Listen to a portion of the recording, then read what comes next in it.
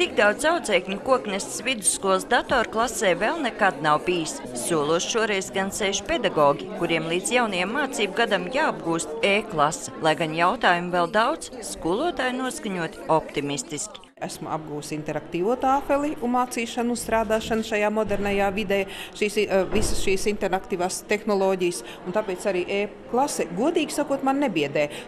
Pašlaik dotajā brīdī es saku, es mācīšos.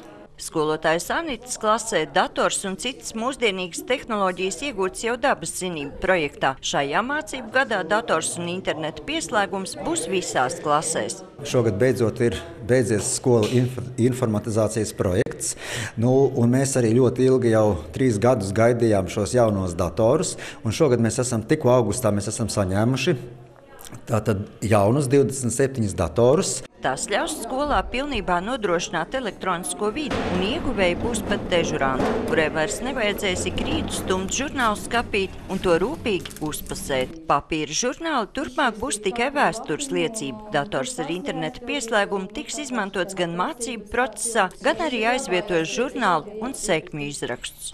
Tad informācija būs gatava, tad arī visi analīzes varēs skolotāji ļoti ātri veidot, gan grafikus, gan pārskatus, tā kā tas tiešām viņu atvieglos un paņems mazāk laiku. Vecākiem tas ļaus no jebkuras vietas pasaulē uzzināt, kas bērnam uzdots, vai viņš apmeklējis visas stundas un kādas atzīmes nopelnījis. Teiksim, lauku reģionos varbūt tas tīkls interneta nav tik jaudīgs vai tik pieejams, bet ciematā es domāju, ka it kā problēmām nevajadzētu būt. Tiem, kam internets joprojām nav pieejams, ziņas no skolas varēs saņemt ar SMS telefonā. Pagaidām tiks saglabāts arī dienas grāmatas. Sandra Leitāna, Andris Pāns, TV Spektrs.